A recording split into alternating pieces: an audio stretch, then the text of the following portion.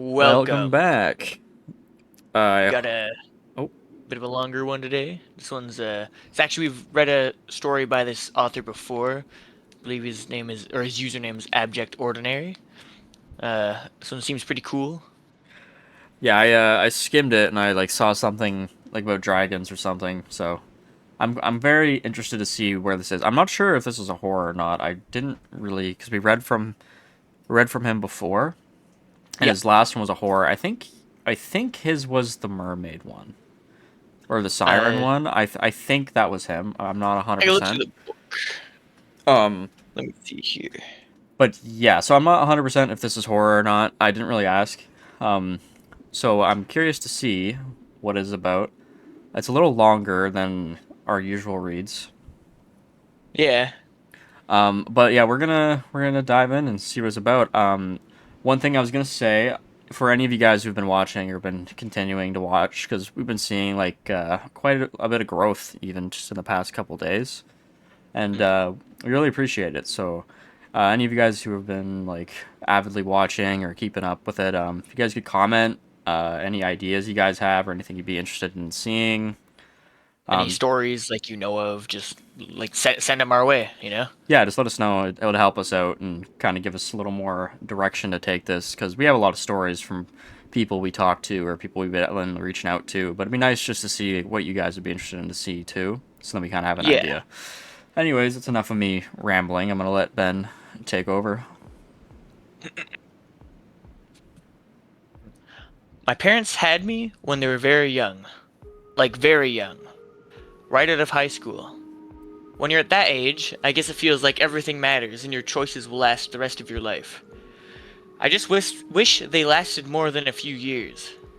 It wasn't until I was much older that I realized just how much they were children, unprepared for their own children. But here we are. Mom especially wasn't.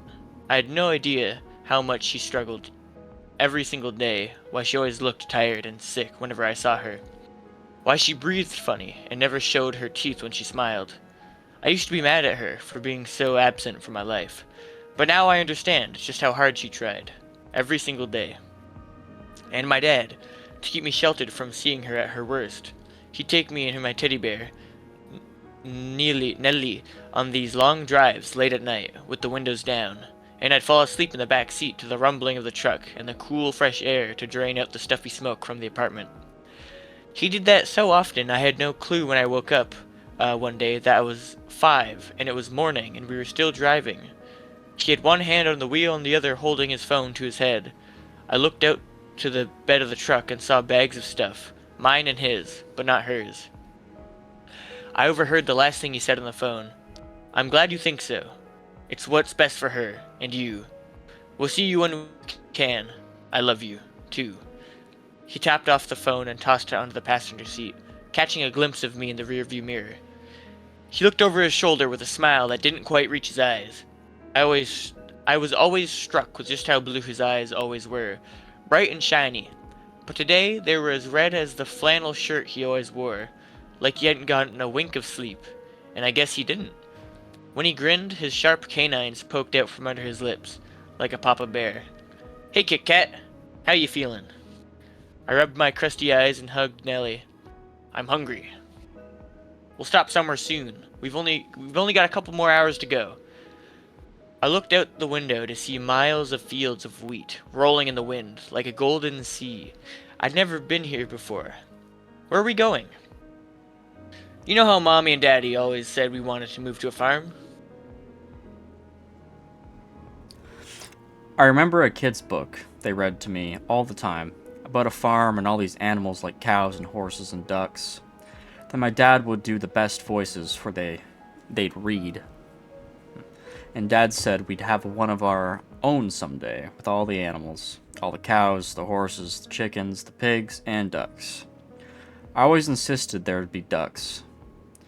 They'd say we'd grow all the food we could eat and have everything we ever needed.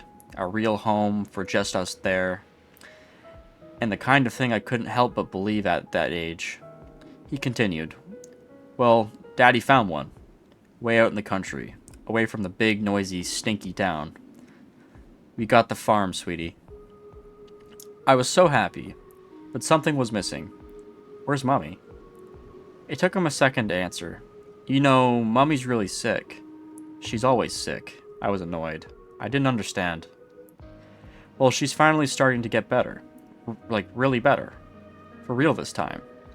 She just needs some time to be with her friends who can make her better. And when she's better, we all will be at the farm together. How's that sound, Katie? Sounds awesome. Yeah. Does it sound awesome? Yeah. Oh, yeah. Oh yeah. That's funny. He'd say that a lot in deep, funny voice. I never got. I Oh, never. Okay. It was the Kool-Aid man. It was the Kool-Aid man. I never got was the Kool-Aid man. It just always made me laugh. And when I did, I saw his face in the rearview mirror. This time he smiled for real. I spent the next 2 hours talking his ear off, asking him every single animal I knew, of what would or wouldn't be there. I barely noticed we were stopping by the time I got to the last, more important one. Will there be a dragon at the farm? Oh. No, we can't have a dragon at the farm. Well, why not?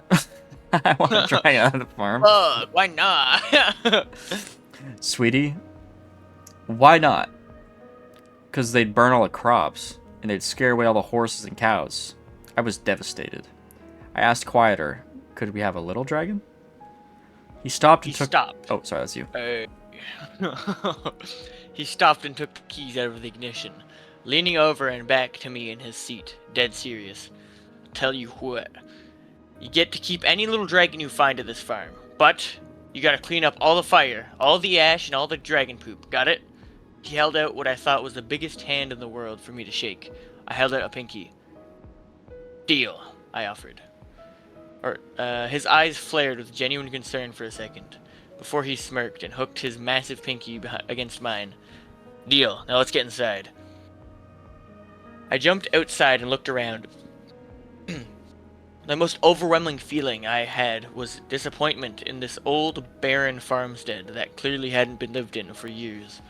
An old gray house, a brown, faded barn, and no animals in sight. Where are they? Dad walked around the truck and stooped down to meet my eyeline. The animals will be here. We just gotta grow the food for them first. Just like he scooped me up and sat me in his arm. I gotta whip something up for you. I could never help but share in his smile. His front teeth were a bit crooked, like one was always fighting to get in front of the other, and their constant fight led to a chip on the inside of the front one. I know that wasn't how it happened, but that's what my imagination dictated. I never found out the real reason they were like that, if there was any. I looked out to the field of short, brown stalks of what must have been corn, long out of any farmer's care, left to the rats and crows and the cruel elements of summer. We had a lot of work ahead of us to make this place livable again. For the animals. And then I saw it, out in the middle of a field of dead crops, tied and suspended up on its post, a lonely scarecrow. I don't think I've ever seen a scarecrow in real life, outside of Wizard of Oz and happy story picture books of farms. Dad always said that when I grow up, I'd look just like Dorothy, like my mom did. I loved Scarecrow the best. This one looked nothing like him. His clothes were a pair of denim overalls and a green plaid shirt, dusty and weathered, from however long it was left there. The straw that stuffed its insides poked out of its shirt collar and its sleeves, and as well as tears, that's just tears, in his chest where the crows had pecked. Oh my god, that was hard to digest. Yeah. Away at it. In place of its right hand was a long, rusty sickle that curved out from its wrist, like an oversized pirate's hook. But its head was half-carved jack-o'-lantern, but the sharp triangular cuts that made the face were green and molded. Ugh. And round as flies.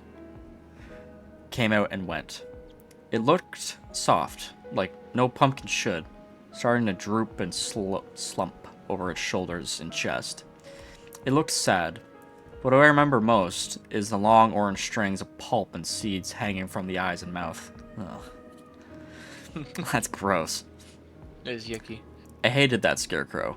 I hated to look at it, but I hated more having my back to it. Whenever I couldn't help but to look and see where it was even harder to look away. I asked Dad so many times to please get rid of it. He'd look down and shake his head and tell me how much it creeped him out to before saying, Kit Kat, when we have more corn than we know what to do with, crows are gonna try and steal it from us. Mr. Scarecrow's...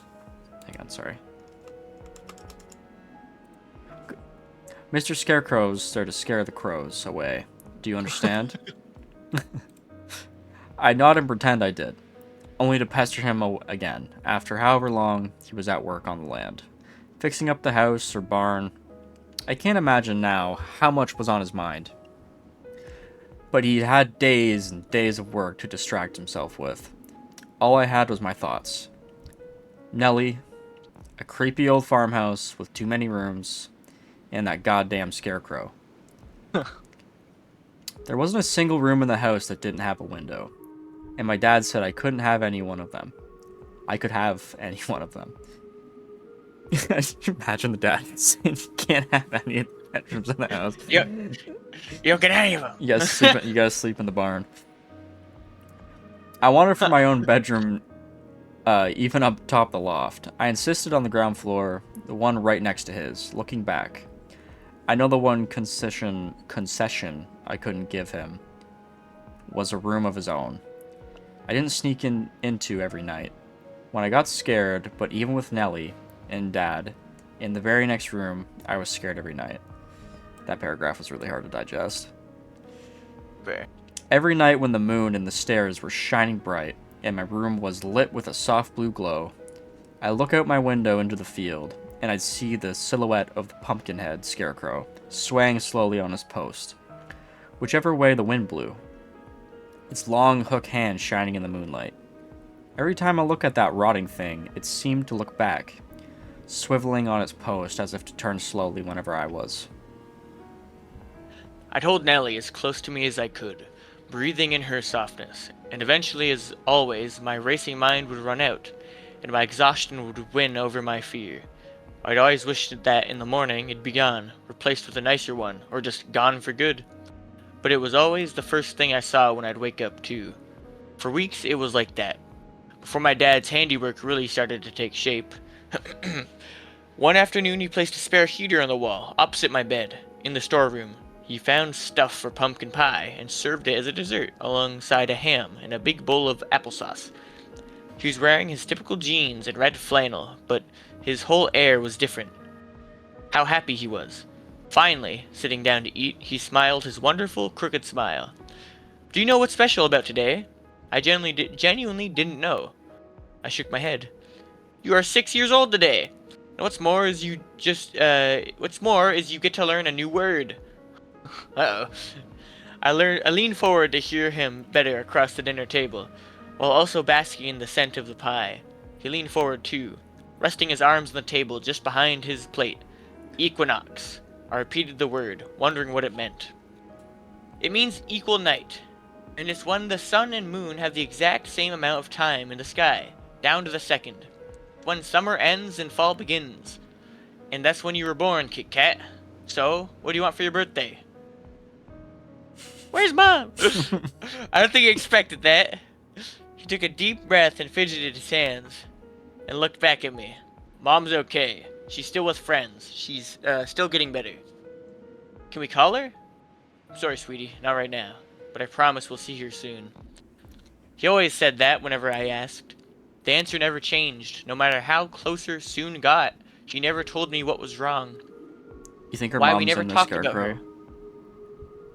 Oh, maybe, no. I think she's dead. Why we never talked about her? Why she couldn't call? I was just so mad. I pushed my plate away and grabbed Nellie and ran to my room. I wonder. Like, I think Mother is in the scarecrow. I think. I think. I feel like she's dead. And She's he's lying to her just to like oh probably keep her. yeah. Yeah. I'm assuming she's dead or they're in the midst of a divorce or something. Yeah. Oh yeah, that's probably it. Yeah, She one she of the just two. she's fucking went crazy wacko mode and he like fucked off. Okay, but I'm also wondering if like because dragons is getting brought up a couple times, so I'm wondering if this is Might be a based in dragon. a world where those things exist, or if the father's just playing into it because it wasn't really specified. So I don't really know yet. I I feel like there might be something that appears later that she finds is like, oh, the dragon, and it's like a creature or something. It's a little Might- goat, a donkey from Shrek. That'd be awesome.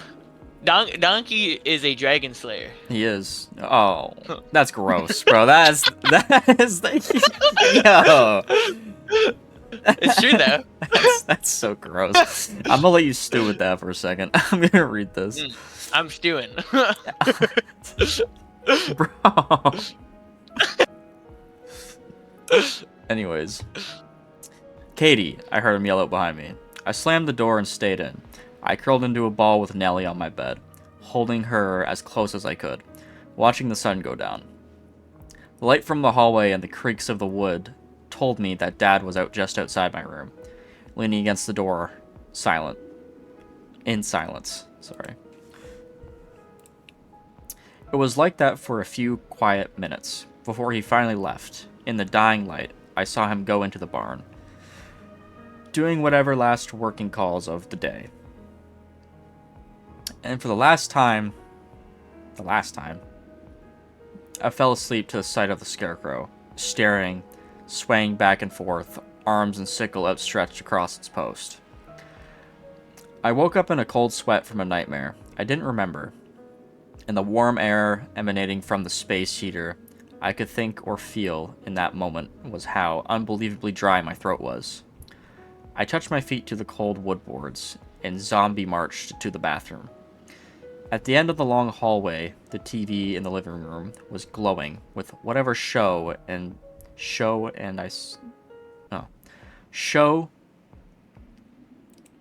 That's.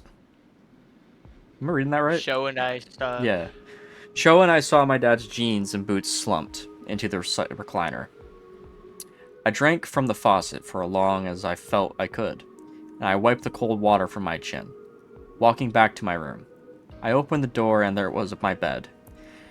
Nellie saving my place to sleep, the window, the bright full moon, the field, and an empty post. What I felt was like lightning inside of me, waking me up. I rubbed my eyes and ran onto my bed, hands against the cold window pane, fogging it with my hysterical deep breaths. It was gone. The fields were empty, completely empty, except that lone post, like a cross with twine of rope hanging from its arms. I grabbed Nellie and ran out of the room, out of the hall, to the living room. Dad was asleep in his chair as static played on the TV. I shook his body and screamed, "Daddy, the scarecrow! The scarecrow's gone!" He jolted awake, eyes wide at my screams. My throat stung again with just how loud I was. And my eyes did too as I felt tears welling in them. He rocked forward in his chair, rubbing his eyes and his head. He was still barely awake as I kept tugging at his sleeve. "Katie, what?" "The scarecrow." I struggled to croak out of my dry throat. "He's missing. He's awake." He took a deep breath as he lowered his head, running his hands through his hair. "Did you have a bad dream? Daddy?" Sorry. Sorry. "Daddy!"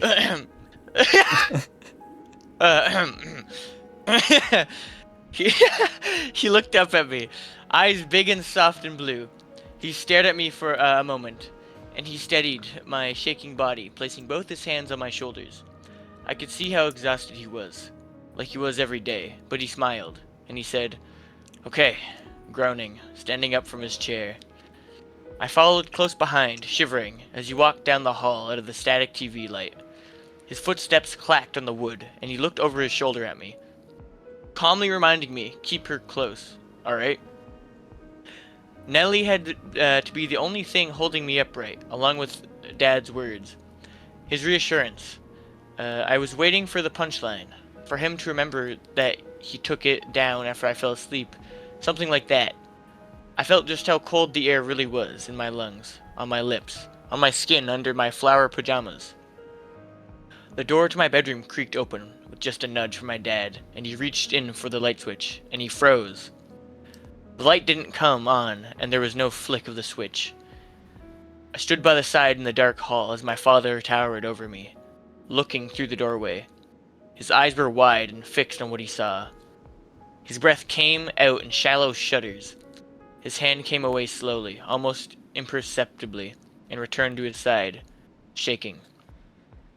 Slowly I heard his breaths get deeper, heavier, and I could recognize the fear in them. The wide whites of his eyes were like moons, all their own as he inched his steps out of the doorway. I couldn't help but move little by little away from him too, and whatever he saw. Then I heard it.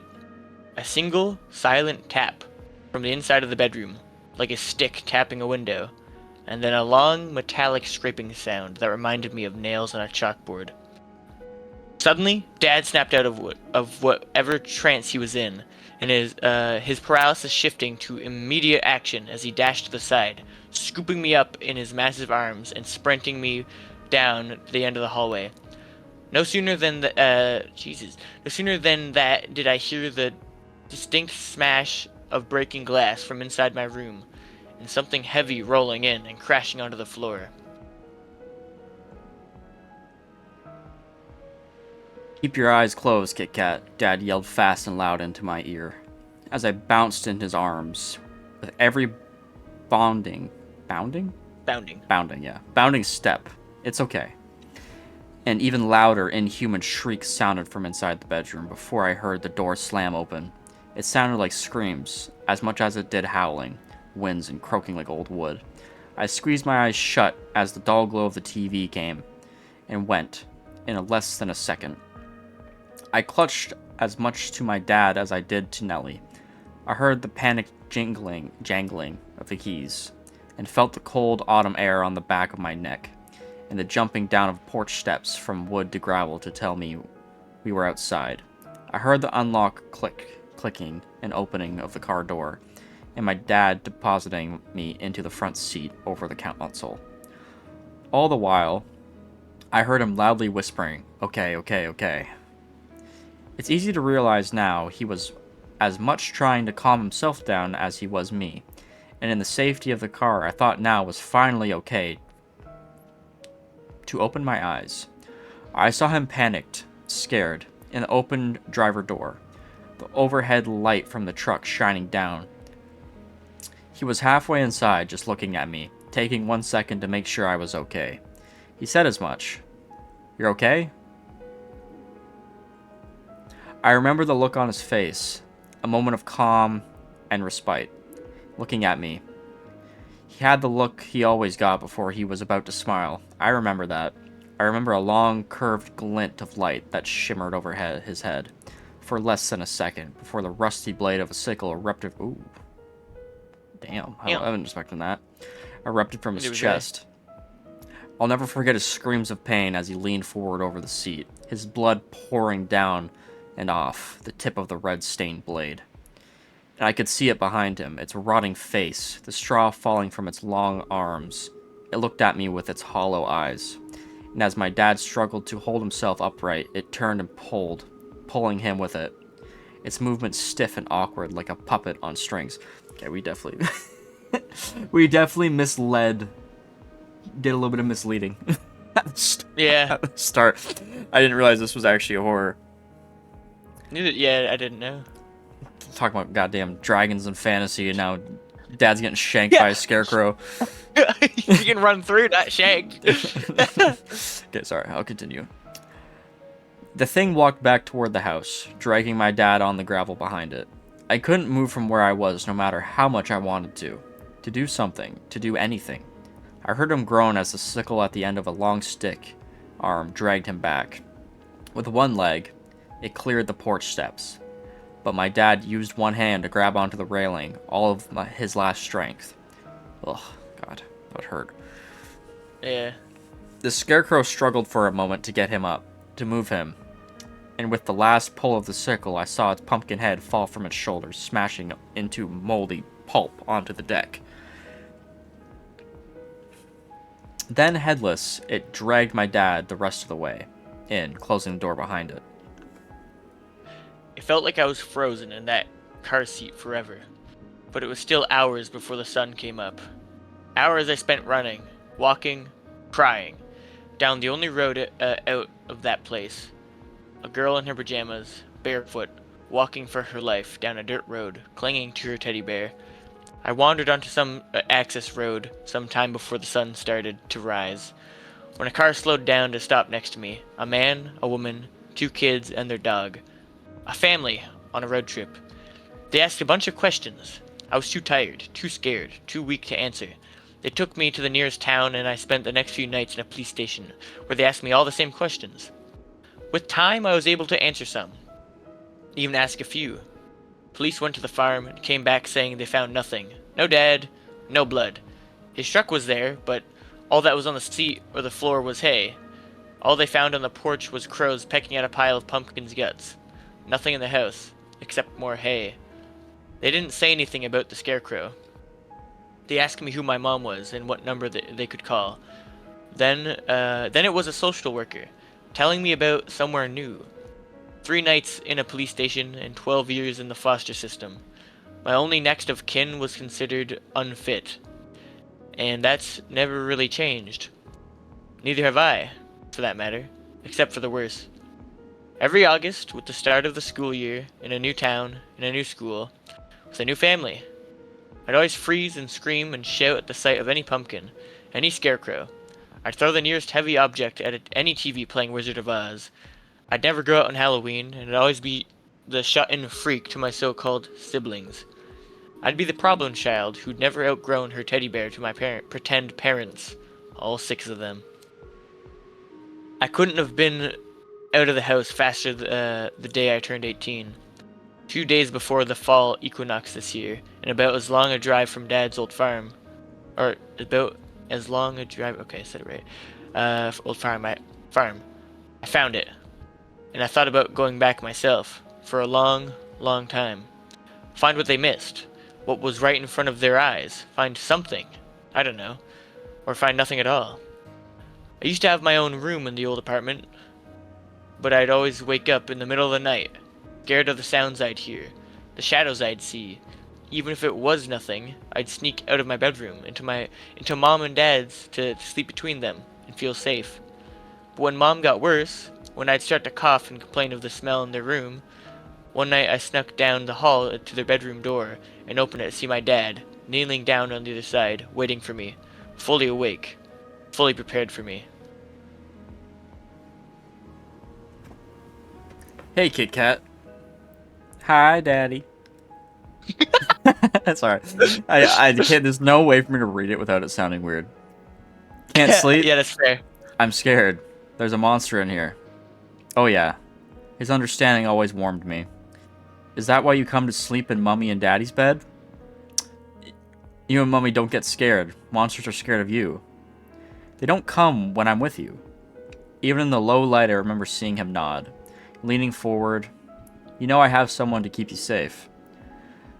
I hadn't even noticed his hands were behind his back, so I looked down to see, or mostly feel, a soft, plush, stuffed teddy bear, half my size in his hands. This is for you, he whispered. I gave her that special power Mummy and I have to keep the monsters away. You keep her close and take her to your room, and you sleep. But what if the monster comes for you? I felt his hands in my hair before he pulled me into a hug, squishing my new bear between us. Don't worry about us. What are you gonna name her? What's Mummy's name? Nellie's never left my side, no matter what. So the bear's named after his mom? The mom? I guess so. I always took her with me everywhere I went. Every house, every school, every field trip. We weren't allowed to bring our dolls. I brought Nellie. The number of fights I got into with all those other girls who tried to take her away from me. It's actually the reason I carry a knife now. God damn! Damn. Don't touch my bear, bitch. Just shank somebody over that bear. Don't touch my bear! Imagine That's she just funny. keeps it in like the bear's neck, just like lifts the bear back and just like a blade. That'd be sick. It's surprisingly easy to not give a shit about others, even guardians, telling you you're too old for that kind of thing. When you've lived a life like mine, you've grown to learn that what others call superstition, you call reason. That's especially true when you find yourself driving up the same gravel road you ran for your life down so many years ago. I have a truck now, like he did, and I like driving like he did. I even think about my mom when I light a cigarette on the way up despite that. I hate stopping at gas stations, and I always keep 6 cans tied down in the bed. Nellie rides passenger, belted like always. Before I know it, I'm face to face with that old gray house I spent those sleepless nights in. The land as desolate as it was when I left. No one's here. No one's lived here in years. No thanks to the police.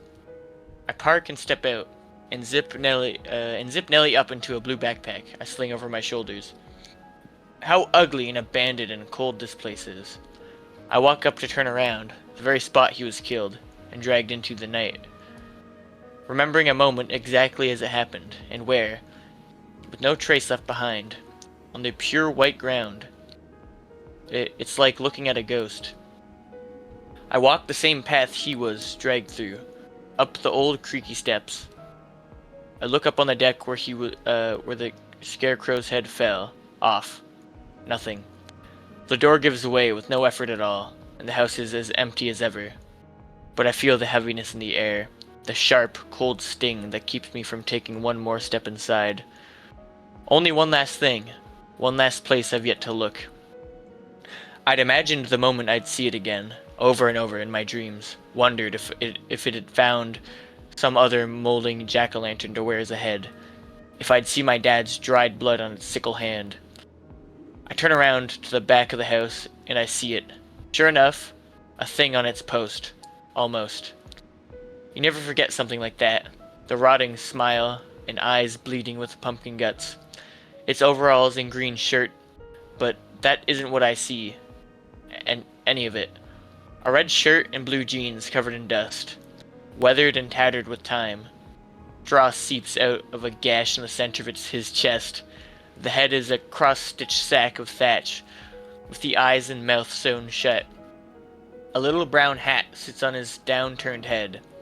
Even the sickle is on the wrong hand. The closer I get, the more I see just how tall he is, stretched out on the post. Crows pecking at his ears and rubber nose fly away at my approach. A gulp. I look up to see him facing down, wood head length over me as I look. And the more I look, the more I feel what happened. More than remembering. I still hear his screams, and mine, and that monster's, but it wasn't the same now. I look at his leathery face and the stitches across its mouth, as something in me forces me to stay, to look closer. Part of me knew, but I needed more. I reach into my pocket and flip open my knife. One arm grabs under his soft shoulder, while the small blade wrenches into the scarecrow's mouth, through the thatch, through the stitched string and straw I cut. The crow's caw in the sky darkens. My grip tightens and I cut more frantically, breathing heavier. With every sawing motion I make, the dark inside the scarecrow's head starts to give way. A black widow spider crawls out of the corner of his mouth. I cut. I don't know what I'm thinking, but there has to be something. I know there is. I hear the low rumble of distant thunder, and I cut. More crows start circling overhead. Cut. The creaking of the post gets louder with each movement I cut. With the last slice of my pocket knife across the straw, the scarecrow's mouth hangs open. And I see it. Teeth. 2 canines, a bit sharper than usual, and 2 crooked front teeth like they were fighting for each other's place. I knew. All along. I knew this. I feared this. Woke up in the night screaming of this. All those years I never wanted to believe it, but now see. Now I know, and that's enough. Today's the day, the Equinox. Whatever's special about this day, whatever makes it happen, it'll happen again tonight. Or rather, it would have. A storm from miles away gets closer, and I split 3 cans each between the house and the field, and I watch it all burn. Oh, she meant gas cans. Yeah. I was thinking like beer cans when they said that, but I was like, why would you tie down beer cans? No, it doesn't matter. It doesn't matter how much you read. Big beer cans, bro. I remember that space heater my dad put in my room for me, and I think of him. The sun hasn't set yet, and I see the rising flames start to crawl and spread along the 4 corners of the post, engulfing what's on it. Then I finally put that place behind me. On the open road, I look in the rearview mirror to see the black clouds of smoke rising in the sky, as if begging for the coming rain. I'm shaking now, and I don't really know what to say. I guess this has all been for you, Daddy. You loved me. Why can't we just say Dad? Why can't it just be Dad? I just feel like when you're in your 20s to 30s, if you're still calling your dad Daddy, we need to make some critical decisions here. Yeah, you stop doing that when you're like 5. I would hope so. Anyways, sorry. I guess this has all been for you, Daddy. You loved me, and you saved me, and I miss you. I miss you so much, and I pray to God that maybe I saved you too. The end. Pretty good. That was good. Pretty good. No, it was like I definitely took a direction I wasn't expecting. Yeah. I totally thought there was gonna be dragons. Honestly, I'm a little upset that there wasn't. I would have loved a dragon horror story. That would have been kind of sick. That'd be actually kind of fucking sick. That'd be pretty sick. It was still really cool. I do have a couple notes. I would say the little banter between the daughter and father. Hang on, I'm scrolling up. At the start, I wasn't really sure of the tone of the story yet, so I feel like just like the bringing up of the dragons. Like I understand that it's like a father and a daughter, so this could just be me, but like I just felt like it was a little weird because like I'm thinking there's dragons in the story because like I don't know if the story how fantasized this story is yet. You know what I mean? It's fair. I mean there wasn't really any implications of that or anything, so like this could just be completely a me thing. Like I don't know how you felt about that. You just wanted dragons. Well, I don't know. How did you feel about that? Like with the dragons, like did that make you think there was I- going to be dragons in the story? Like what did that? No. No? Okay, that could just be a me thing then. I'm just it's my child brain. Yeah. Okay, don't worry about that then. The only other thing I would say, we never found out what happened to the mother. Yeah.